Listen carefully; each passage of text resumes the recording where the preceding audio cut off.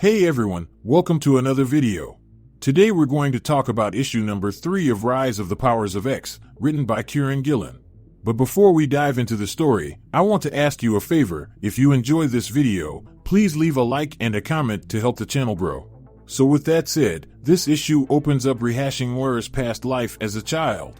For today is the day that her mutant power manifests.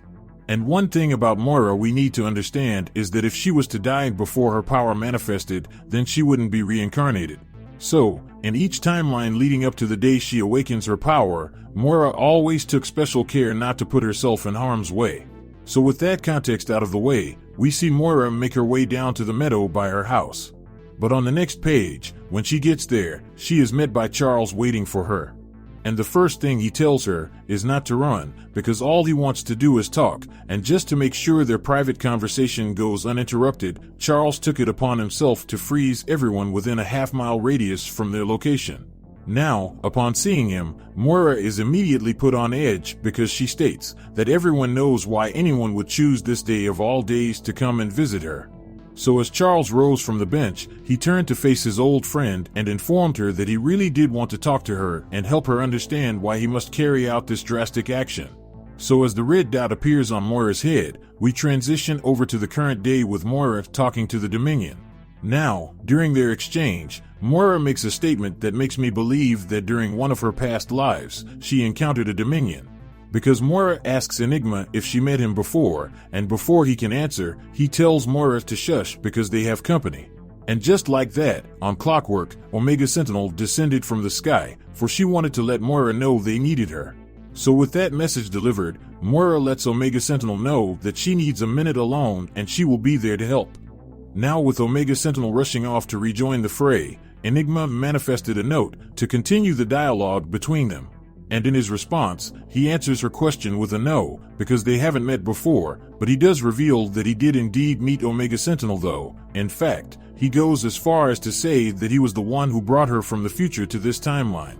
Now that message meant nothing to Moira because ultimately it had nothing to do with her. So with that understood, Enigma then goes on to tell her that if she were to join him, then he'd be able to travel to the timelines of her previous lives. Because as of right now, Enigma is currently trapped within this single timeline, and the only way he could travel beyond it is if Moira allows him to use her as a key. So with that information given, he then goes on to tell her that despite all his limitations, he can still assist Nimrod presently in his AI uprising. Now, just like before, Moira responds by saying, "That's great for the AI's goals, but what is in it for her?" So with negotiations heating up, we jump over to No Place X, while it was under attack by the Dominion's special sentinels. And when we get there, we see Rasputin doing all she can to keep them at bay, as she hacks and slashes her way through them. So as the battle begins to intensify, the false cipher requests for more time, because he is unable to move their hideout until the Tendrish regrow. Now while all of this is going down, the mother is shouting for Rachel to let her free, just like on issue number 3 of Dead X-Men when she was talking to her team. But regardless of their situation, Rasputin stood resolute in not allowing any Sinister to have an input in their affairs, given how Dr. Sinister tricked her in the Sins of Sinister event. So as the false cipher continued to type away, a gigantic Sentinel's arm breached the No Place, causing massive destruction. So as their base suffers major damage, we jump back over to Charles's conversation with Moira. And when we get there, we see Moira trying her best to figure out what she did in said timeline to have Charles stoop so low as to assassinate a younger version of herself. In which he replies to her by saying that she helped them all come together to betray them in order to save her own skin. So with this conversation coming to an end, Charles, once again, lifted his weapon and prepared to fire at the young Moira as she began to run away. Now Charles goes on to say that he wanted to be part of a family, he wanted to be loved, he thought he could have them both, but he was mistaken. Because it turned out he could only have one or the other. Because long ago, Moira told him, it's not a dream if it's real, but now, after everything that went down, he knows that it needs to be a dream once again. Because now Xavier, the curator of the dream, is dead, and both him and Moira are responsible for killing him together. And unfortunately, the dream must go on without him, and finally, the world will have to go on without Moira. So with the traitor falling to the ground, Charles was once again ready to pull the trigger. But before he could, we jump back over to No Place X, where we see the false Cypher activates a failsafe shield around himself. So following Rasputin severing the Sentinel's hand, she went on to seal the breach as the false Cypher began to move their hideout. So with certain death avoided, Sinister and Charles's little trick was out of the bag, as his red diamond lay bare for Rasputin to see. Now this triggered a fight or flight response in our hero, a response that made her completely unravel their plans, all because Sinister was a part of it. She immediately yelled out how they needed to abort the mission, as well as key information like how Ramsey is really Sinister and how Charles was planning on killing Moira. So with chaos running loose, Charles said his last goodbyes as he pulled the trigger on a defenseless Moira. And with that one bullet, Charles was moments away from ending everything, until Rasputin's shield stopped it. And out of the portal came the irrational Rasputin screaming for Charles to get away from Moira. Now on a side note, this pissed me off, because Rasputin went all this way, and did all of this, because she was mad at one man. Rasputin single-handedly broke this entire operation. But anyway, getting back to the story, Rasputin was dead set on taking Charles out, and if it wasn't for Charles' shield, she would have accomplished it. Now during this onslaught, Charles tells her that this whole thing is not Sinister's plan, but rather it's his own, and he has neither the time nor the patience to explain himself to anyone at this present moment. So if she wants to hate him, then that's perfectly fine with him, because he is okay with being hated, if it means saving everyone. So in a flick of a wrist, Charles tossed out several diamonds that took the form of monstrous versions of Sinister and swarmed over Rasputin. Now, as Charles continues his pursuit of Moira, Rasputin shouts out how she would stop at nothing and would kill an army of Sinisters to stop him. Now Charles does not doubt that Rasputin would do just that. But the real question is, can she do that in time to stop him? Because within seconds, Charles was able to catch up with the younger Moira and, once again, draw his weapon on his target.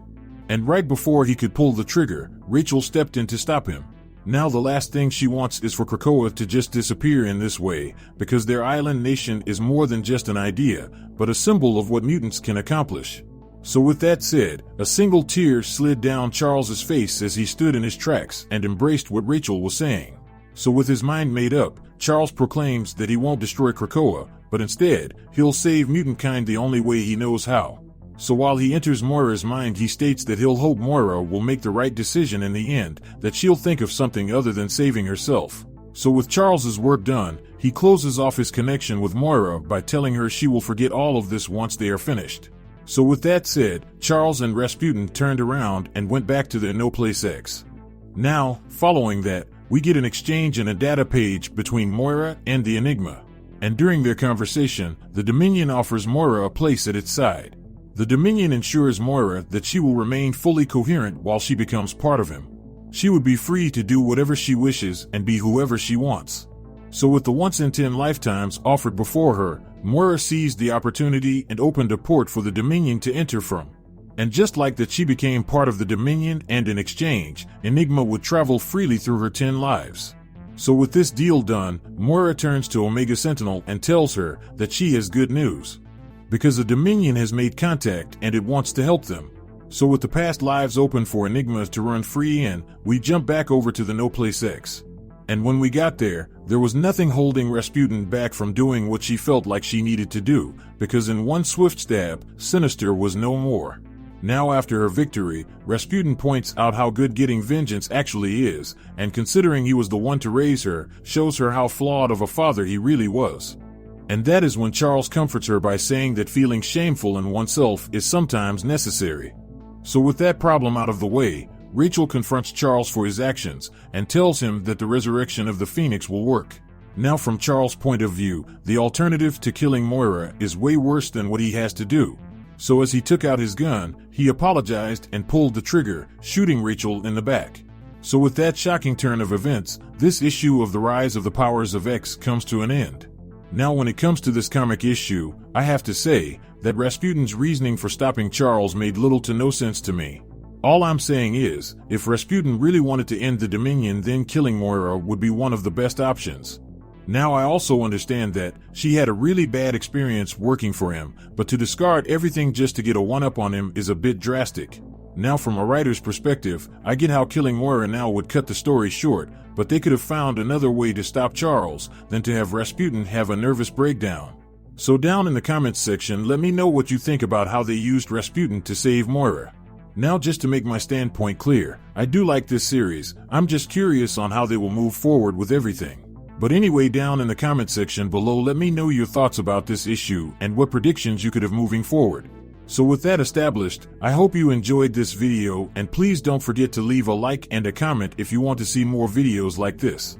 Thank you for watching, and I'll see you in the next video.